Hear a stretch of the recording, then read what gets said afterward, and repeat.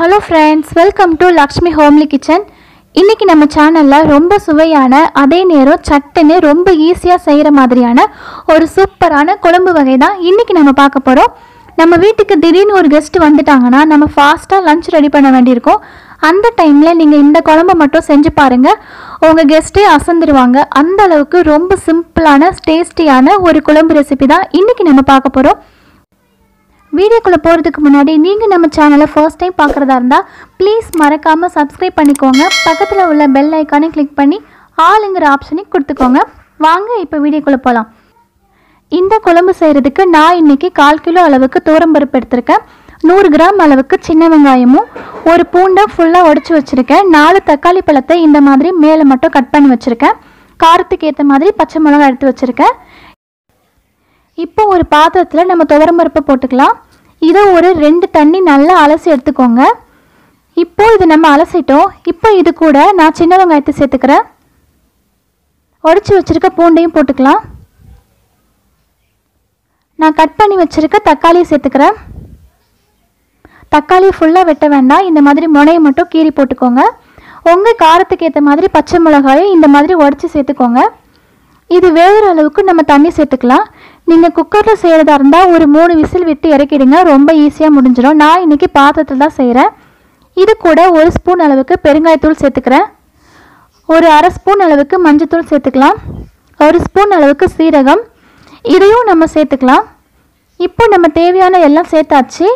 இதை நம்ம நல்லா வேக வைக்கணும். இப்போ நம்ம அடுப்பில் வச்சுட்டோம். இது நல்லா கொதித்து வேகட்டும். இது கொதிச்சதுக்கப்புறம் நம்ம தீயை மிதமான சூட்டில் வச்சிடலாம். அப்பப்போ கிண்டி விட்டுக்கோங்க, இல்லைன்னா அடி பிடிச்சிரும். இது வெந்துட்டு இருக்கும்போது நமக்கு கொஞ்சமாக ஒரு எலுமிச்சைப்பழம் அளவுக்கு நான் புளி எடுத்திருக்கேன். இதை ஊற வச்சிடுறேன். இப்போ நமக்கு பருப்பு நல்லா வெந்துருச்சு. இந்த டைமில் நான் கொஞ்சமாக துருவின தேங்காய் வச்சுருக்கேன். இதை சேர்த்துக்கிறேன். நீங்கள் தேங்காய் சேர்த்துக்க மாட்டீங்க அப்படின்னா கூட இந்த பருப்பு குழம்பு செய்யும்போது கொஞ்சமாக தேங்காய் துருவல் சேர்த்து சமைச்சு பாருங்கள். ரொம்பவே டேஸ்ட்டாக இருக்கும்.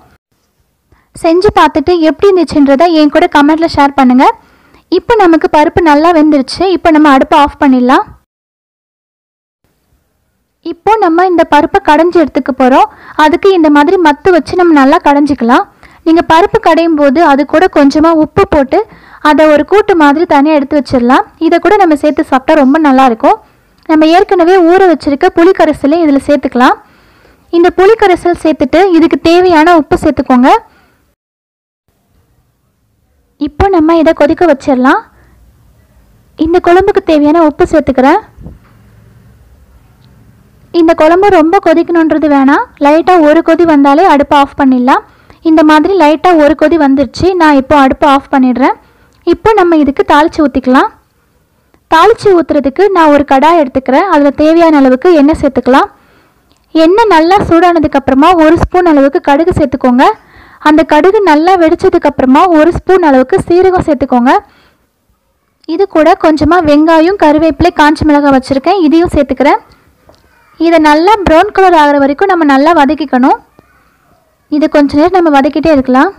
இந்த குழம்பு பார்த்திங்கன்னா ரொம்ப சிம்பிளாக இருந்தாலும் டேஸ்ட்டு அவ்வளோ டேஸ்ட்டாக இருக்கும். நீங்கள் செஞ்சு பார்த்தீங்கன்னா கண்டிப்பாக அடிக்கடி உங்கள் வீட்டில் இந்த குழம்பு தான் செய்வீங்க. நம்ம சாம்பார் வைக்கிறதுக்கு கஷ்டப்பட்டு காய் வெட்டி சமைக்கிறத விட இந்த மாதிரி ரொம்ப ஈஸியாகவே டேஸ்ட்டாக செஞ்சு முடிச்சிடலாம். இப்போ பார்த்தீங்கன்னா நமக்கு வெங்காயம் நல்லா ப்ரௌன் கலர் ஆகிடுச்சு. இப்போ நம்ம இதை இந்த குழம்புல ஊற்றிக்கலாம். இப்போ இதை நல்லா கலந்து விட்டாலே போதும். நமக்கு சூப்பரான பருப்பு குழம்பு ரெடி. இந்த குழம்பு பார்த்திங்கன்னா வில்லேஜில் ரொம்ப ஸ்பெஷலான ஒரு குழம்புன்னு சொல்லலாம். எங்கள் கிராமத்தில் கூட இந்த குழம்பு நாங்கள் அதிகமாக செஞ்சு சாப்பிடுவோம். ரொம்பவே டேஸ்ட்டாக இருக்கும். நீங்களும் ட்ரை பண்ணி பாருங்கள். இந்த குழம்புக்கு சைட் டிஷ்ஷாக நம்ம கொஞ்சம் காரசாரமாக இருக்க பொரியல், வறுவல் எல்லாத்துக்கூடயும் மேட்ச் பண்ணால் ரொம்பவே நல்லாயிருக்கும். நான் இன்றைக்கி சிம்பிளாக ஒரு கீரை பொரியலும் கேரட் பீன்ஸ் வறுவலும் செஞ்சுருக்கேன். நம்ம உருளைக்கிழங்கு வறுத்து சாப்பிட்றத விட இந்த மாதிரி கேரட் பீன்ஸ் வறுத்து சாப்பிடும்போது ரொம்பவே ஹெல்த்தி. இந்த கேரட் பீன்ஸ் வறுவல் நான் ரொம்பவே ஈஸியாகவே செஞ்சேன்.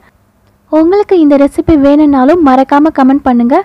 அது மட்டும் இல்லாமல் நீங்கள் இந்த குழம்பு கூட நம்ம நான்வெஜ் கூட மேட்ச் பண்ணி சாப்பிட்லாம். ரொம்பவே நல்லாயிருக்கும். எந்த ரெசிபி இதுக்கு ரொம்பவே பெர்ஃபெக்டாக இருக்கும் நீங்கள் நினைக்கிறீங்களோ அந்த ரெசிப்பியை மறக்காமல் கமெண்ட் பண்ணுங்கள். கண்டிப்பாக நான் உங்களுக்காக செஞ்சு காமிக்கிறேன். உங்களுக்கு இந்த வீடியோ பிடிச்சிருந்தா மறக்காமல் சப்ஸ்கிரைப் பண்ணி சப்போர்ட் பண்ணுங்கள். Thank you friends. Bye friends. மீண்டும் அடுத்த வீடியோவில் சந்திக்கலாம்.